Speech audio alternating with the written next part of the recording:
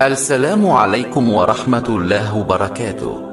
আশা করি আল্লাহর অশেষ রহমত ও মেহেরবানিতে আপনারা সকলেই ভালো আছেন। এখন আপনারা দেখছেন হেদায়েতের পথের গল্প।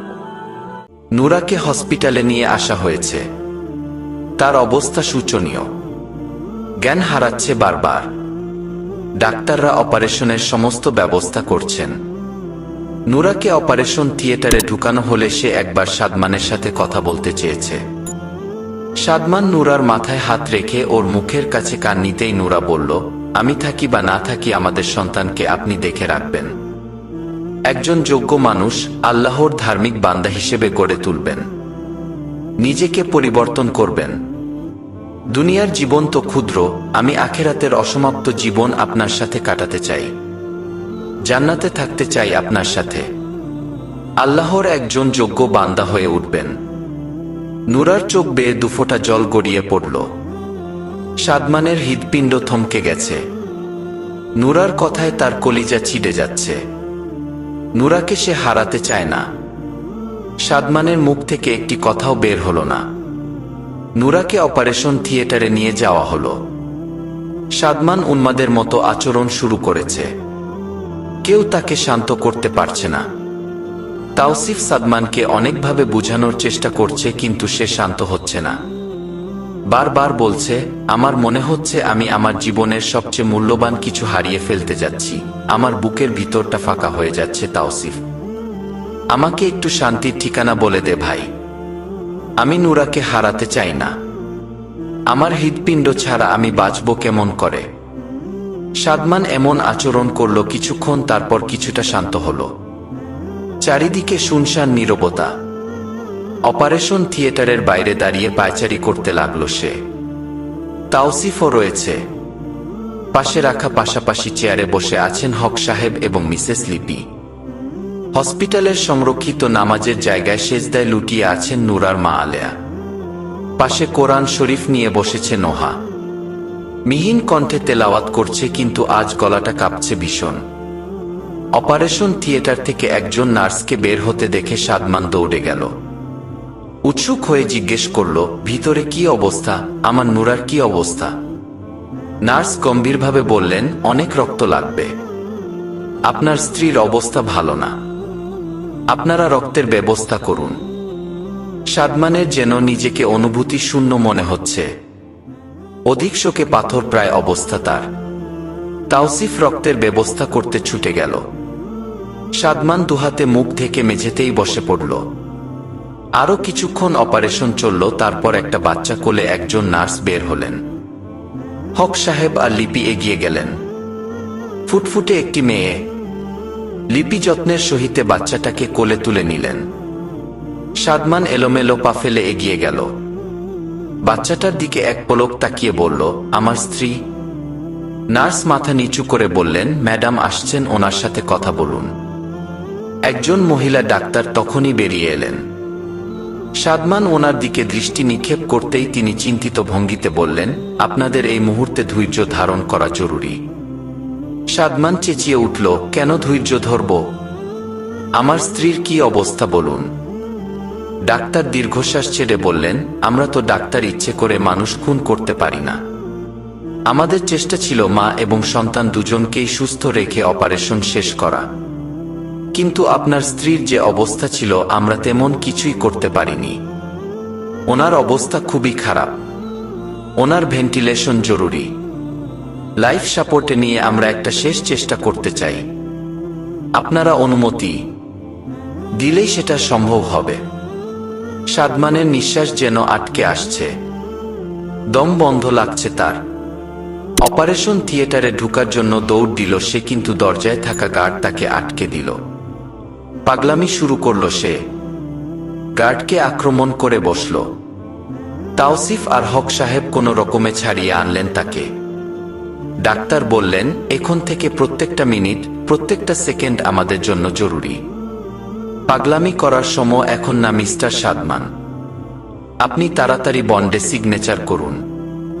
আপনার স্ত্রীর ট্রিটমেন্ট শুরু করা জরুরি এখন। সাদমানের পাগলামি কমছে না। হক সাহেব বন্ড হাতে নিয়ে দ্রুত সিগনেচার করে দিলেন। কিছুক্ষণ পরেই নুরাকে স্ট্রেচারে করে অপারেশন থিয়েটার থেকে বের করা হলো। সাদা চাদরে ঢাকা সমস্ত শরীর, দেখে মনে হচ্ছে না দেহে প্রাণ আছে, নির্জীব, নিস্তেজ। সাদমান দৌড়ে গিয়ে স্ট্রেচার থামালো। নুরার দিকে তাকাতেই তার বুক ভেঙে কান্না বের হয়ে আসলো। হাত ধরার চেষ্টা করেও ধরতে পারল না। নুরাকে দ্রুত নিয়ে যাওয়া হলো। সাদমান মেঝেতে বসেই আর্তনাদ করে উঠল। পরমুহূর্তেই শান্ত হয়ে গেল। দ্রুত উঠে দাঁড়ালো। তারপর তড়িৎ বেগে ছুটল নুরার স্ট্রেচারের পিছে পিছে। তাওসিফও গেল পেছন পেছন। স্তব্ধতা বিরাজ করছে হসপিটালের করিডোর জোরে। সবাই কেমন শান্ত হয়ে আছে। তার মধ্যেই সদ্য জন্ম নেয়া বাচ্চাটার কান্না ভেসে বেড়াচ্ছে শুধু। কান্নার সুরটা করুণ শোনাচ্ছে, অথচ সদ্যজাত শিশুর কান্নার সুরে মিশে থাকে খুশি। এখানে পরিস্থিতি সম্পূর্ণ বিপরীত। মিসেস লিপি বাচ্চাটাকে বুকের কাছে জড়িয়ে রেখে নীরবে চোখের জল ফেলছেন। হক সাহেবের আবেগ কাজ করে কম। ভীষণ শক্তপোক্ত মানুষ তিনি, অথচ আজ নিজেকে সামলে রাখতে পারছেন না। নুরা তো তাদের শুধু পুত্রবধূ না, মেয়ে ছিল। তাদের ঘরের রহমত ছিল। লিপি ফুপিয়ে উঠছেন বারবার। হক সাহেব লিপির কাঁধে হাত রেখে বললেন, শান্ত থাকতে হবে এই মুহূর্তে। বাচ্চাটাকে তো সামলাতে হবে তোমার। লিপি কান্না মিশ্রিত কণ্ঠে বললেন, আমার সাদমান শেষ হয়ে যাবে। তুমি আমার ছেলেটাকে সামলাও। ডাক্তারের সাথে কথা বলো। নুরা মাকে যেভাবেই হোক বাঁচাতে হবে। আমার সংসারটা শেষ হয়ে যাবে যদি কোনো অঘটন ঘটে। কথা শেষ করে লিপি কান্নায় ভেঙে পড়লেন। আলেয়া বাচ্চার কান্না শুনে নামাজের ঘর থেকে বেরিয়ে এসেছেন। মিসেস লিপির কোলে বাচ্চাটাকে দেখতে পেয়ে মুখে উচ্চারণ করলেন মাশা আল্লাহ, তারপর এগিয়ে এলেন। লিপির চোখে পানি দেখে ওনার বুকটা কেঁপে উঠল। ভয়ার্ত কণ্ঠে জিজ্ঞেস করলেন, আপা নুরার কি অবস্থা? লিপি হক সাহেবের দিকে এক পলক তাকালেন। হক সাহেবের খেয়াল হলো আলেয়াকে নুরার অবস্থা সম্পর্কে অবগত করা হয়নি। দীর্ঘশ্বাস টেনে নিয়ে বললেন, বোন, আমাদের মেয়েটার অবস্থা ভালো নয়। তাকে ট্রিটমেন্টের জন্যই আইসিইউতে নিয়ে যাওয়া হয়েছে। আমাদের ধৈর্য ধারণ করতে হবে। আলেয়ার পায়ের তলার মাটি যেন সরে গেল। প্রিয়জন হারিয়ে ফেলার অনুভূতি তিনি জানেন, ভালো করেই জানেন। নতুন করে সেই অনুভূতির সাথে পরিচিত হতে চান না তিনি। ভিতরটা হুহু করে উঠল। সন্তান হারানোর বেদনা তাকে গ্রাস না করুক। দুহাতে মুখ ঢেকে কান্নায় ভেঙে পড়লেন। ফরিয়াদ করলেন মহান আল্লাহর কাছে, হে আল্লাহ, হে মালিক, আমার কোল খালি করে দিও না মাবুদ। এই সদ্যজাত শিশুটাকে মাহারা করো না। সাদমান ডাক্তারের সাথে ঠান্ডা মাথায় কথা বলছে। নুরা তাকে সব সময় মাথা ঠান্ডা রাখতে বলতো। সেও এখন তাই করছে। যত টাকা লাগে সে দিতে প্রস্তুত, শুধু তার বিনিময়ে নুরাকে সুস্থ চায় সে। ডাক্তার বলে গিয়েছেন তারা তাদের সাধ্যমতো চেষ্টা করবে, কিন্তু এখন সবটাই আল্লাহর ইচ্ছার উপর নির্ভর করছে। আল্লাহ চাইলেই এখন কেবল নুরা বেঁচে যাবে। ডাক্তারের সাথে কথা শেষ করে সাদমান আইসিইউর সামনে বসে আছে শান্ত হয়ে, পাথরের মতো স্থির। ভিতরটা দুমড়ে মুচড়ে যাচ্ছে শুধু। ভিতরটাকে শান্ত করতে পারছে না। এমন পরিস্থিতির জন্য তৈরি ছিল না সে। মুহূর্তটা তো অন্যরকম হলেও পারত। নুরার সাথে বিগত দিনগুলো ছিল স্বপ্নের মতো। সেই স্বপ্নের পৃথিবীতে ছোট্ট একটা প্রাণ অংশ নিয়েছিল তাদের সাথে। মুহূর্তে সবকিছু বদলে গেল। তবে কি সব কিছুর জন্য সে দায়ী? নুরা তো সব সময় বলতো তার কাজে আল্লাহ নারাজ হবেন। তিনি কি সত্যিই নারাজ হয়ে উঠেছেন সাদমানের উপর? শাস্তি স্বরূপ কেড়ে নিচ্ছেন প্রিয় মানুষটাকে। হারানোর বেদনা কেমন হয় সাদমান জানে না। কখনো হারানোর ভয় তাকে গ্রাস করেনি। যা চেয়েছে তার থেকে বেশি পেয়েছে। না চাইতেও সব স্বপ্ন পূরণ হয়েছে। সব সফলতা চলে এসেছে জীবনে। সম্পূর্ণ সফল আর পরিপূর্ণ মানুষ মনে করত সে নিজেকে। অথচ জানতই না কতটা অসহায় সে। টাকা বা খ্যাতি কিছুই তো তার নুরাকে বাঁচাতে পারছে না এখন। তবে কিসের অর্থ আর কিসের খ্যাতি কামালো সে? কি হবে এসব দিয়ে? পৃথিবীর সবচেয়ে অসহায় মানুষটা তো সে, যে তার নিজের কর্মফলের জন্য নিজের জীবনের সবচেয়ে মূল্যবান কিছু হারাতে চলেছে। অস্বাভাবিকভাবে সাদমানের শরীর কাঁপছে, যেন ভূমিকম্প হচ্ছে ভিতরে। তাওসিফ সাদমানের কাঁধে হাত রেখে বলল, সব ঠিক হয়ে যাবে দোস্ত, এত ভেঙে পড়িস না। সাদমান বরফের মতো শীতল কণ্ঠে বলল, ইনশাআল্লাহ বল। নূরা সম্ভাব্য সব কথার সাথে ইনশাআল্লাহ বলতো। তাওসিফ সাথে সাথে বলল, ইনশাআল্লাহ। সাদমানের এই শান্ত হয়ে যাওয়া মোটেও স্বাভাবিক লাগছে না তার কাছে। হঠাৎ করে এত শান্ত, এত স্থির কেন হয়ে গেল ছেলেটা?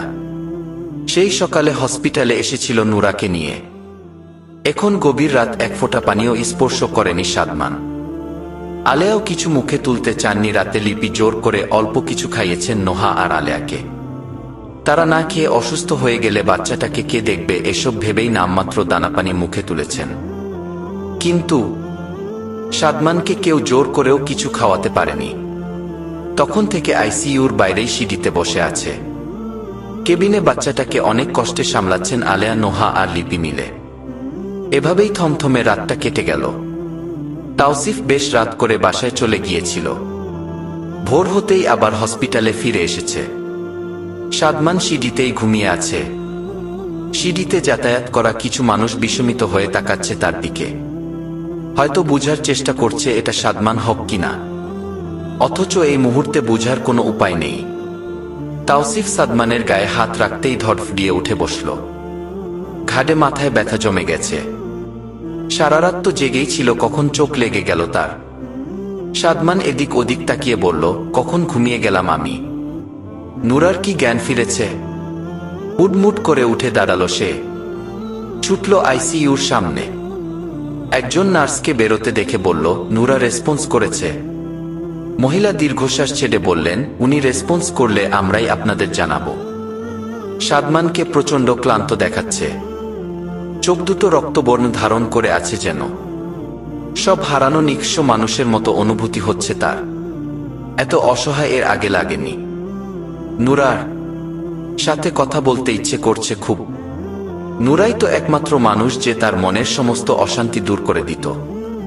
অথচ আজকে সেই মানুষটার জন্যই মনের ভেতর ঝড় বয়ে যাচ্ছে। কয়েক সেকেন্ড কিছু একটা ভাবল সে, তারপর ভাঙ্গা গলায় তাওসিফকে বলল, এখানে থাক, কষ্ট করে। ডাক্তার কিছু বললে সাথে সাথে আমাকে কল দিবি। তাওসিফ অবাক হয়ে বলল, তুই কোথায় যাচ্ছিস? সত্যিকারের সঙ্গ তালাশ করতে, কষ্ট কমাতে, শান্তির ঠিকানায় যাব। তাওসিফ উদ্গ্রীব হয়ে বলল, এখন কোথাও যেতে হবে না। গতকাল থেকে তুই না খেয়ে আছিস। চল এখন গিয়ে কিছু খাবি, তারপর না হয় বাসায় গিয়ে রেস্ট নিস। আমি ততক্ষণ এখানেই থাকব। সাদমান দীর্ঘশ্বাস ছেড়ে বলল, যা খাওয়ার ওখানে গিয়েই খাবো। তাওসিফ এবার কড়াভাবে বলল, পাগলামি করবি না সাদমান। তোর বুকে এই অবস্থায় রেখে তুই গিয়ে দেবদাসের মতো মদ্যপান করবি, তা হয় না। তাওসিফের কথায় ভ্রুক্ষেপ না করেই হনহন করে বেরিয়ে গেল সাদমান। সোজা বাসায় এসে নিজের ঘরে ঢুকল। সারা ঘর তন্ন তন্ন করে খুঁজে বের করল নূরার দেয়া উপহারের বইটা। এতদিন প্রত্যেকটা মুহূর্তে নূরা তাকে সামলে নিয়েছে। কখন কি করা উচিত নূরা শিখিয়ে দিয়েছে। এই মুহূর্তে নূরার সেই সঙ্গটা নেই তার জীবনে। কেন জানি মনে হচ্ছে নূরার সব অব্যক্ত কথা বইটা পড়লেই পাবে সে। দ্রুত বইটার পৃষ্ঠা উল্টালো। একটা সাদা খাম। সাদমান দ্রুত খামটা খুলল। একটা চিঠি রয়েছে তাতে। নূরা বাড়িতে চলে যাওয়ার আগে এই বইটা সাদমানকে দিয়ে গিয়েছিল। নিশ্চয়ই তখনই কিছু লিখে রেখে গিয়েছিল তার জন্য। কিন্তু তখন বইটা খুলেনি বিধায় চিঠিটাও পায়নি। সাদমান দ্রুত চিঠিটা পড়া শুরু করল। প্রিয়, আপনার উপস্থিতি আমার জীবনে ছিল এক বর্ষলা রহমের বৃষ্টির মতো। সেই ভয়ঙ্কর মুহূর্ত যেটা আমি দ্বিতীয়বার কল্পনাও করতে চাই না, সেই মুহূর্তে আপনি আল্লাহর হুকুমে আমাকে হেফাজত করেছিলেন। আল্লাহ সবকিছুর পেছনেই ভালো কিছু রাখেন। সেদিনের ভয়ঙ্কর ঘটনার প্রেক্ষিতেই আপনি আমার জীবনে এলেন।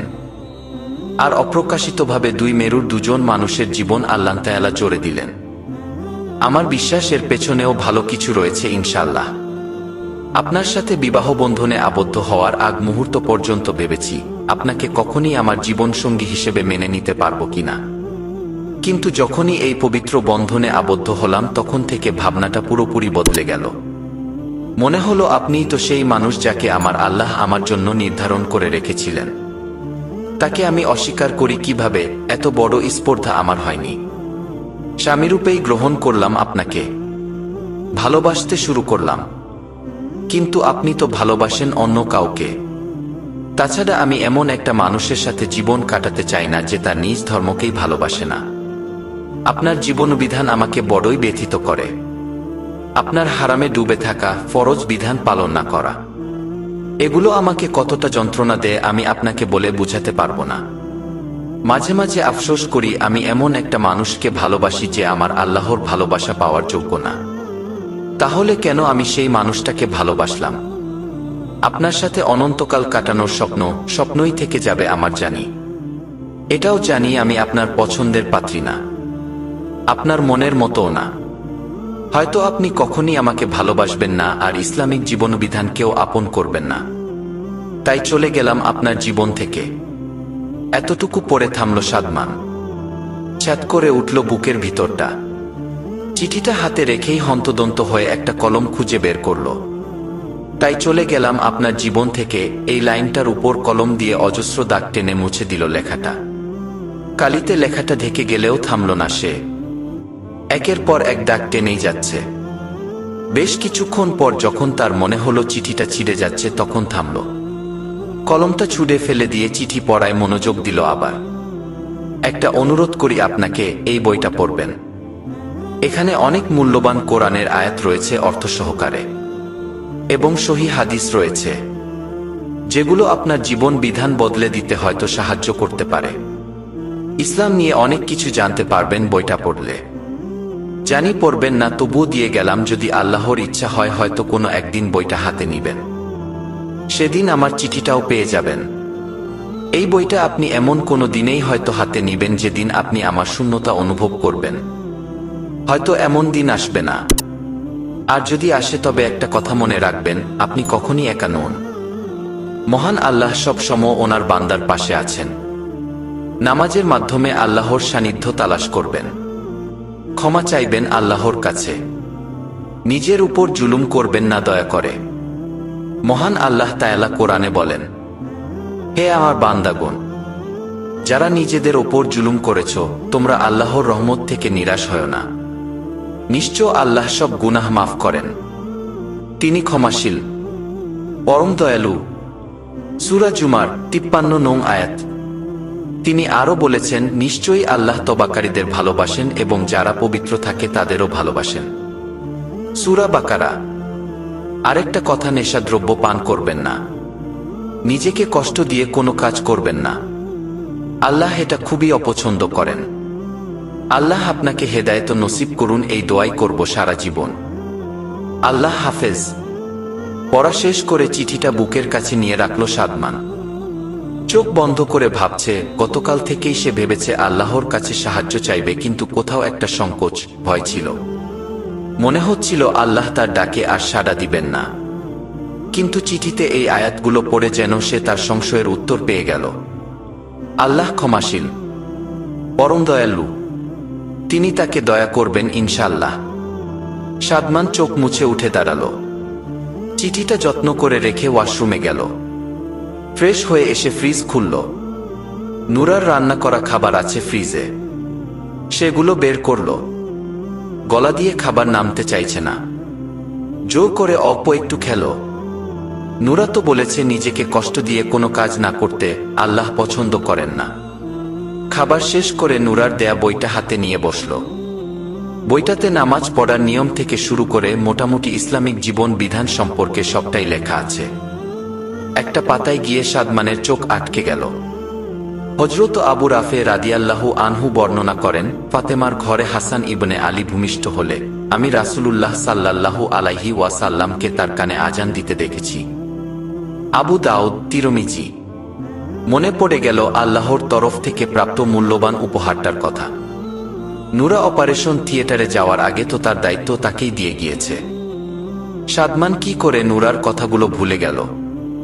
সাদমান বইটা হাতে নিয়েই দ্রুত বেরিয়ে পড়ল। হসপিটালে গিয়ে আগে নুরার খবর নিল। নুরার রেসপন্স নেই। নিজেকে সামলে চলে গেল কেবিনে। আলেয়া কোরআন তেলাওয়াত করছেন একপাশে বসে। লিপি আর নোহা মিলে বাচ্চাটাকে দেখছেন। সাদমানকে ঢুকতে দেখে লিপি এগিয়ে গেলেন। বিচলিত হয়ে বললেন, কোথায় ছিলে বাবা, কিছু খেয়েছ? সাদমান মাথা নাড়িয়ে বাচ্চাটাকে নিজের কোলে নিল। নিষ্পাপ একটা চেহারা, একদম নুরার মতো দেখতে হয়েছে। মনে হচ্ছে নুরারই প্রতিচ্ছবি। ক্রন্দনরত বাচ্চাটা হঠাৎ করেই শান্ত হয়ে গেল। অবুঝ শিশুটাও যেন বাবার গায়ের গন্ধ চিনে ফেলেছে। সাদমানের হাতে থাকা ফোনটা মায়ের হাতে দিয়ে বলল, একটু আমার সামনে ধরে রাখো। লিপি সেটাই করলেন। ফোনের স্ক্রিনে চোখ রেখেই মেয়ের ডান কানের কাছে মুখ নিয়ে আজান দেয়া শুরু করল। সাদমানের আজানের ধ্বনিতে মুখরিত হয়ে গেল চারিপাশ। লিপি, আলেয়া, নোহা বিস্মিত হয়ে সেই দৃশ্য দেখতে লাগলেন। সাদমান হসপিটালের মসজিদে জামাতে নামাজ আদায় করেছে। নামাজ শেষে সবাই বেরিয়ে গেলেও সাদমান জায়নামাজে বসে আছে। দুহাত তুলে মোনাজাতে ক্ষমা প্রার্থনা করছে, হে মহান আল্লাহ, আপনি তো পরম দয়ালু। নুরা বলে, আপনি সব পাপ ক্ষমা করে দেন, আমার মতো পাপীকে কি ক্ষমা করে দিবেন? আমার পাপের শাস্তি আমার নুরাকে দিবেন না আল্লাহ। নিষ্পাপ মেয়েটাকে তার সন্তানের থেকে আলাদা করে দিবেন না আল্লাহ। আপনার কাছে ভিক্ষা চাইছি, আমার স্ত্রীকে ফিরিয়ে দিন আমার কাছে। নুরা আমার জীবনের এক টুকরো নূর, নূরের মতোই আলোকিত করে রাখে তার চারিপাশ। সেই নুরাকে রোশনাই থেকে আমাকে বঞ্চিত করবেন না। আমার জীবন থেকে এই নূরের আলো কেড়ে নিয়ে অন্ধকার পুরীতে পরিণত করবেন না আমার জীবন। দয়া করুন আল্লাহ, ক্ষমা করে দিন আমাকে, ফিরিয়ে দিন আমার নুরাকে। সাদমান ক্রন্দনরত অবস্থায় সেজদায় লুটিয়ে পড়ল। নিজেকে আজ সমর্পণ করে দিয়েছে তার রবের কাছে। কেটে গেল কয়েকদিন। নুরার কোনো উন্নতি নেই। সাদমান নাওয়া খাওয়া ভুলে মসজিদেই পড়ে থাকে।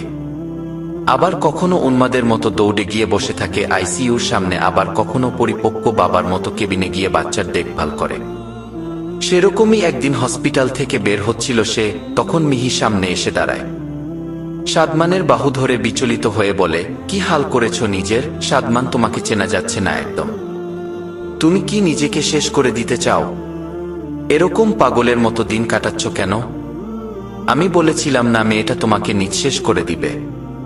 সেটাই হচ্ছে। এখনো সময় আছে সাদমান। সব ছেড়ে ছুড়ে আগের জীবনে ফিরে এসো, সেই পুরনো ঝলমলে জীবনে। আগের সেই চিত্রনায়ক সাদমান হক হয়ে উঠো। সবাই তোমার সাথে যোগাযোগ করতে না পেরে আমাকে কল দিচ্ছে। নতুন অনেকগুলো সিনেমার অফার আছে, পুরনো কাজ বাকি। প্লিজ চলো আমার সাথে। সাদমান মাথা নিচু করে আছে। কিছু একটা যেন ভাবল সে। তারপর মিহির দিকে না তাকিয়েই বলল, ঠিক আছে চলো। যেতে তো আমাকে হবেই। দুনিয়ার যে মোহে আটকা পড়েছি আমি, সেই মোহমায়া থেকে আমার কি আর এত সহজে মুক্তি মিলবে? এবার শেষ পদক্ষেপটাই নিতে হবে। সে আপনার মতামত জানিয়ে দিন। আর এই রকম সুন্দর সুন্দর গল্পের ভিডিও পেতে আমাদের চ্যানেলটিকে সাবস্ক্রাইব করে বেল আইকনটি প্রেস করে রাখুন।